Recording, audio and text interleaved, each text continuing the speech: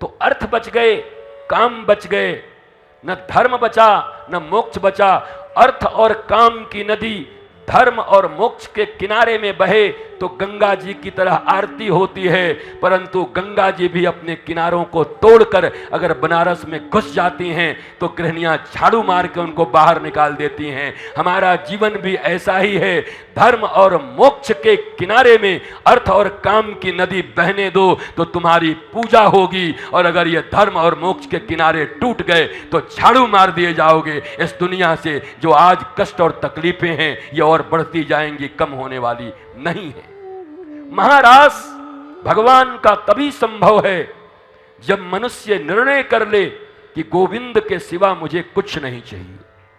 जब ठाकुर ने बंसी बजाई, अब बताओ तुम सब ब्रजवासी हो, बताओ क्या क्या वर्णन आता है। एक वर्णन तो ये तक है, टीकाकार ने किया, हाथ में बालक लेके खड़ी थी और जैसे ही ठाकुर की बंसी बजी, निशम्य गीतम तदनंग वर्धनम ब्रज स्त्रिय कृष्ण ग्रहीत मानसा, वैसे ही ऐसे छोड़ दिया बालक को। एक दूध तो निकाल रही थी, काट रही थी, दूध को छोड़ा, भाजी पर भाग के फिर लौटी, जितना दूध निकला था उसको भी फैला गई। बंसी ने पूछा कि ये तो समझ में आया कि तू जा रही है, पर ये दूध फैला क्यों गई? तो गोपी कहती, निगोड़ी बंसी तुझे क्या पता है, तू तो हमेशा कमर में रहती है, नहीं तो ठाकुर के हाथों पर बिस्तर लगा के, होठों का तकिया लगा के, और ठाकुर तुम्हारा चरण भी दबाते रहता है।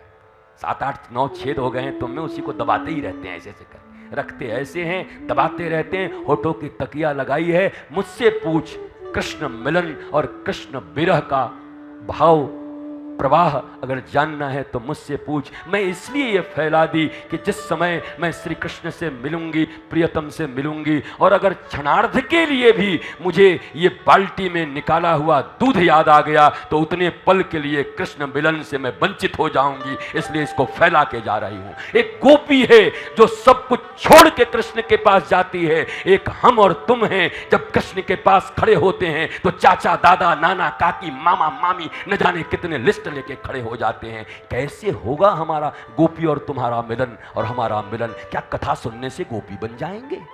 क्या कथा सुनने से ब्रजांगना बन जाएंगे हम? अब बंदरों की तरह इधर उधर मत देखिए, फिर वही वृंदावन के बंदर की तरह। वृंदावन के बंदर पहले दिन बताया था, केला ले जाओ, सो ऐसे देखेगा, और जैसे ही तुम निगाह डालो उसके ऊपर तो ऐसे करेगा, ला ला ला ला, हरे कृष्णा। वृंदावन में जन्म पाए हैं, कितनी बड़ी बात है। फिर जैसे ही आप उधर से निगाह हटाओगे फिर ऐसे करके वो दिखेगा तुम्हारे केला को, फिर तुम्हारी निगाह पड़ी, फिर ऐसे आज बिहारी जी दर्शन को जाएंगे, बहुत दिना हो गया। ऐसा विरागी बनता है महाराज, मैंने कई बार टेस्ट किया। हम आनंद लेते हैं, उनसे शिक्षा लेते हैं, मरकट वैराग्य भी हमारे इसमें है। 10 बार भी तुम देखोगे तो तुम्हारी तरफ से निगाह हटा करके बोलेगा, हमको क्या मतलब, आपका पैसा, आपका केला, आप खरीदे हो, आप खाओ, हम दूसरों का सामान नहीं लेते। पर निगाह उसी पर रहती है जब तुम आश्वस्त हो जाते हो कि अब कुछ नहीं करेगा, फिर तो चश्मा और केला दोनों गायब हो जाता है हमारे, उतनी ही देर में मामला बिगड़ जाता है। ये हालत है जीवन की। तो ऐसी बैरागी तो आप मत बनो, ऐसे तो काम नहीं बनेगा। महाराज के लिए पूर्ण तैयारी चाहिए उस गोपी की तरह। जब लाला के पास जाओ तो तुम और लाला जाओ, कोई नहीं है दुनिया में, कोई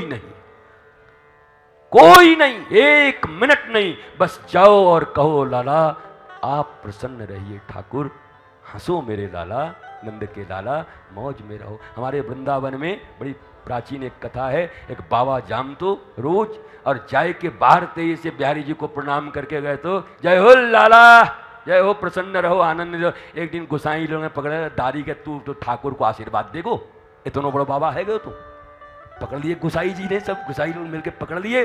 सो बाबा ने कहा, भाई ऐसा है, दिल्ली से, पंजाब से, चंडीगढ़ से, कहाँ कहाँ से लोग आते रहते हैं। हमारे छोटो सो लाला है, इतनो बड़ो बड़ो लिस्ट लाए के सुबह से लाला को इतने लिस्ट सुना देते हैं। सो हम बार बार ही लाला से पूछते हैं, लाला हमको भी इशारा करते हैं, कछु चाहिए? तो हम कहते हैं हाँ लाला, इतने मंगताओं की भीड़ में भी तुम मुस्कुराते रहो, मुझको बस यही चाहिए, तुम प्रसन्न रहो मेरे लाला ठाकुर। बताओ, ये भावना भी है ब्रजवास में।